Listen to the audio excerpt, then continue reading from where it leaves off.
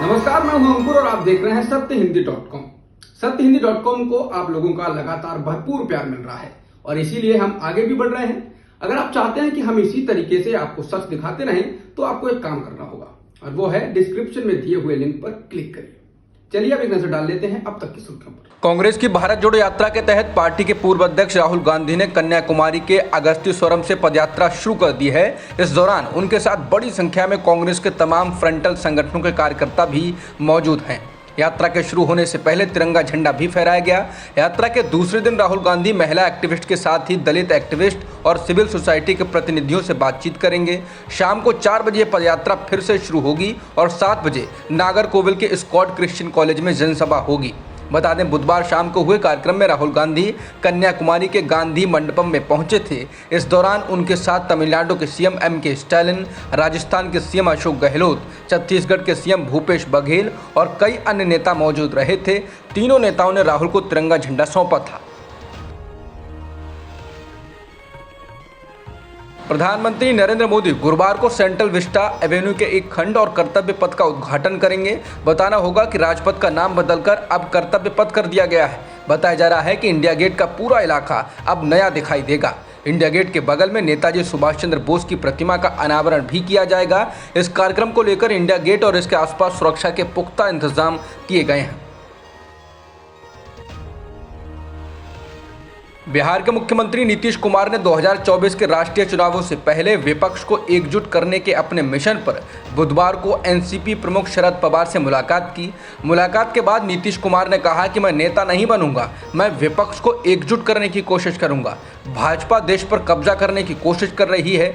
अगर सभी एक साथ चुनाव लड़ेंगे तो तस्वीर अलग होगी। हम सभी लोगों से बात कर रहे हैं। इसके साथ ही एक सवाल के जवाब में नीतीश कुमार ने कहा कि हम मेन फ्रंट बना रहे हैं, थर्ड फ्रंट नहीं।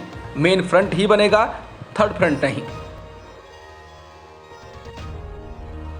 विपक्ष को एकजुट करने के इरादे से दिल्ली पहुंचे बिहार के मुख्यमंत्री नीतीश कुमार ने प्रशांत किशोर को जमकर आड़े हाथों लिया। पत्रकारों से बातचीत करते हुए नीतीश ने कहा कि वो आदमी मेरे साथ आए थे ना, लेकिन जब मैंने बोला कि चुनावी प्रबंधन का ये सब काम छोड़ दीजिए तो नहीं माने और देश भर की कितनी पार्टियों का काम करते रहे। ये उसका धंधा है। नीतीश ने कहा, आप बिहार में राजनीति करना चाहते हैं तो करें ना भाई, उससे क्या मतलब है, उसके बयान का कोई अर्थ नहीं। उन्होंने कहा कि 2005 से अब तक बिहार में जो काम हुआ है उसका उन्हें ABCD भी मालूम है, लेकिन उन्हें मालूम है अपना पब्लिसिटी लेने का, स्टेटमेंट देने का।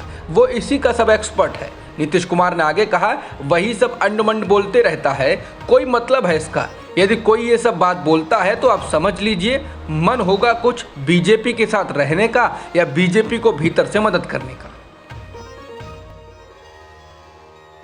इंडियन एक्सप्रेस की रिपोर्ट के अनुसार कोरोना के समय 2020 में छोटे और मध्यम उद्यम की मदद के लिए दिए गए कर्ज में हर 6 में से एक NPA बन गया है। बता दें, मई 2020 में कोविड-19 राहत पैकेज के हिस्से के रूप में शुरू की गई emergency credit line guarantee scheme के तहत MSME को कर्ज दिया गया था। राष्ट्रीय लॉकडाउन की घोषणा के 2 महीने बाद MSME के क्षेत्र के लिए ECLG योजना की घोषणा की गई थी। योजना के पहले कंपोनेंट के तहत ऋण में 2 साल की मोहलत मिली थी। द इंडियन एक्सप्रेस के द्वारा RTI के तहत मिली जानकारी के मुताबिक डेटा से पता चलता है कि चूक मुख्य रूप से लोन बैंड के निचले स्तर यानी 20 लाख रुपए तक में है। इंडियन एक्सप्रेस की रिपोर्ट के अनुसार कुल 98.86 लाख खातों में मई 2020 से वितरित 16.22 लाख खातों में ऋण NPA में बदल गया है। मुंबई के शिवाजी पार्क मैदान में हर साल दशहरा पर होने वाली शिवसेना की रैली को लेकर असली शिवसेना और उद्धव ठाकरे की शिवसेना में घमासान शुरू हो गया है।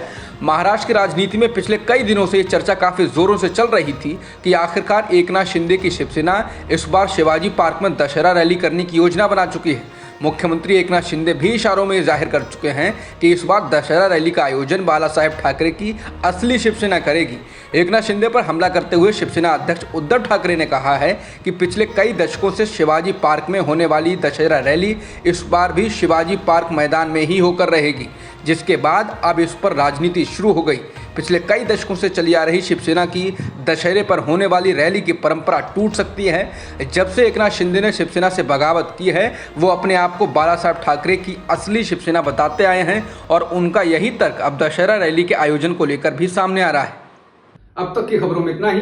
बाकी खबरों के लिए बने रहिए सत्यहिंदी.com के साथ।